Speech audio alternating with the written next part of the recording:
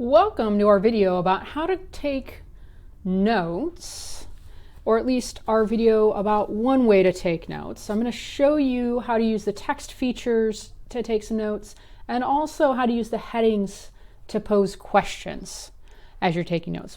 I'll teach you 2 or 3 different ways to take notes, and then I'm going to let you go ahead and pick and choose your favorite way to take notes. And once I do that, then you'll just be taking notes however you want to. So just to begin with, I always like to start my notes with the date, right? So I'm writing this in June, so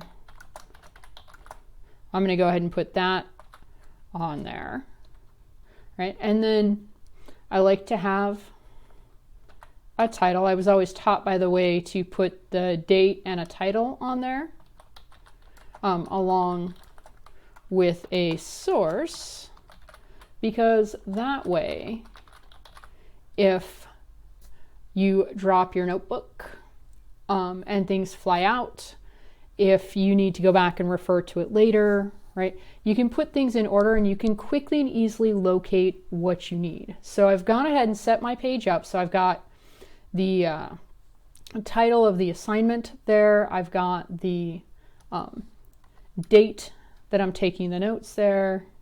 Okay. And then I also, just for me, because it helps to split my notes up, I like to put titles out of the subheadings. And I'm going to teach you how to use those subheadings in a couple of minutes to make questions that you can ask and answer. But for right now, we're going to start with the introduction, right? And what I'd strongly recommend you do before you take any notes on a section is that you just read the section beginning to end, so that you've got a feel for the flow of it. You kind of already know what the main ideas are. And then you go back after you read and you write down your notes. Okay, so introduction doesn't really lend itself to making a question out of it, which is why I'm not going to bother to even try. I'm not going to stretch that. But what I am going to do, let's pretend that so I did actually go ahead and read this, but let's pretend I read it and I'm not quite sure what to write down. Okay. Or maybe I read it and I struggled a little bit. So I'm going to go back over some of these text features here just to help you out. Okay. First one is this one that looks like a book. It says select reading level. A is on level. That means that's an 8th grade level. B is more like a 6th grade level. Nobody knows what level you pick, not even me. Okay. The big difference between the two is that the word choice is a little bit simpler in level B, and the sentence structure is simpler. So they're using smaller words and they're just simplifying down the sentences. But if you struggle with reading, that will help. So please go ahead and take advantage of that. Don't hesitate. Okay. The next one is this one that looks like a little play button. And that's going to play the text to you, so you can actually listen to it being read to you. And one of my favorite parts about that is that it highlights as it goes so that you can follow along while it's reading. Okay, stop. It'll just stop that. Right? This is one of my favorite ones for note taking, because what it's going to do, I'm going to go ahead and click that one, and you can see where it turned this paragraph right here blue. Okay. And what that has done is it's shown me what's the main ideas of this section. So if I'm ever struggling to figure out what I might need to write down, I can use that light bulb to help me figure it out. Okay. Some other features that you might like to use, there's highlighting. So if you're one of those kids who likes to do something while you're reading, you can always highlight, and then that'll give you some idea of where you were thinking those main ideas were to come back to as you take notes. Right? It'll let you add sticky notes. Doesn't let me, because I'm a teacher. I don't know, but it won't. But it'll let you add some sticky notes. And then if you want to read it as a PDF, or maybe you want to be able to access it offline, you can save it to your Google Drive. And if you're one of those kids who has access to a printer and likes to print things to read, just know that you can actually print the text, okay, and read it hard copy. But back to our notes. All right, so again, let's pretend I read this. I mostly got it, but I'm not sure quite what to write down, so I picked that main idea thing. And it says, in the 1750s, Great Britain and the colonies fought a war against the French and their indigenous allies. Indigenous, by the way, means Native American. That's the term we tend to use here in the United States. Great Britain amassed huge debt to maintain its claim to the contested territory. To address this, the British government passed new laws that tightened control of the colonies. Some of these laws placed new taxes on the colonies. Okay, so I'm going to take that. And one other thing about taking notes, you always want to put your notes in your own words. Okay?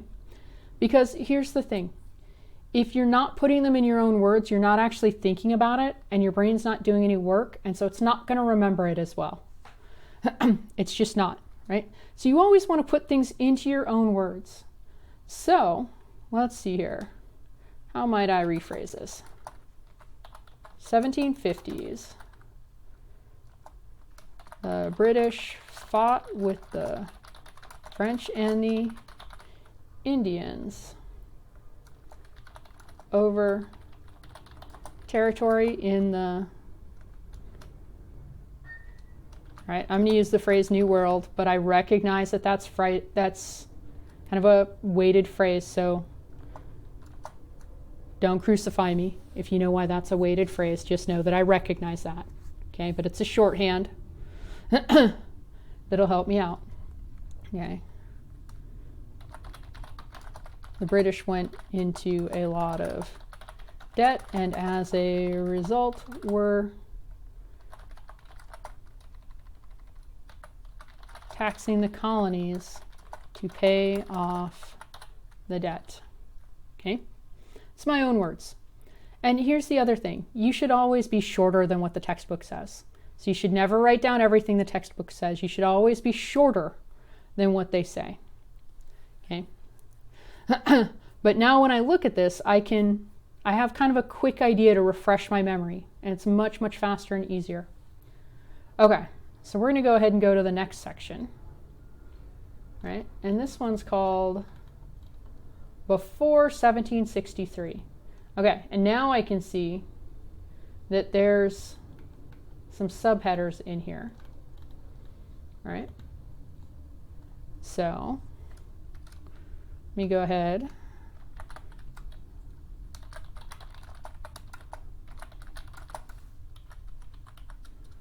Right? And like I said, I like headings because it helps me to tell where specifically in the section the lesson my notes come from. Okay. You should put headings in your notes too. If for nothing else, then it'll help me grade. All right, so now we've got some subheadings to work with, and I'm going to do that question thing that I was telling you about. Okay. And the nice part about turning these headings into questions is then I can answer them as I'm reading. So I look and I see conflict in the Ohio, actually, let's start with this. Let's start with the before 1763.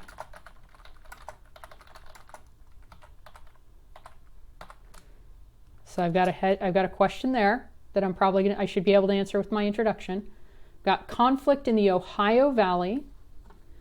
That is, oops, come on. Right there, right? So let's see here.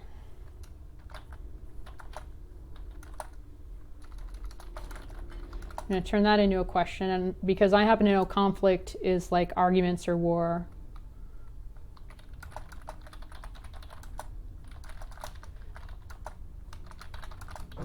I'm just going to phrase it like that. Okay. Why was there war or arguments in the Ohio River Valley? It's not so important that I get the question perfect. It is important that I have a question, because that's going to prime your brain to think as you're going through and reading. It's going to give you something to look for. All right, so there's my next one, the French and Indian War. And I'm just going to make it, let's see, what happened during the French and Indian War, period. Okay, so now I've got my questions, and I can go through And I can look for answers to those questions. And then those answers are what are going to be my notes. And here's the thing, you can write bullet points, which is what I like to do when I write notes. You can also jot me quick summaries, right? Write me a couple of sentences. Maybe you like to write paragraphs as notes. That's fine. Not really going to bicker with you about that. But go ahead and give the questions a try. And then, like I said, in a couple of weeks, I'll teach you a different method and maybe a third, and then you'll be doing everything independently and on your own. So go ahead and get started, and I will see you in class.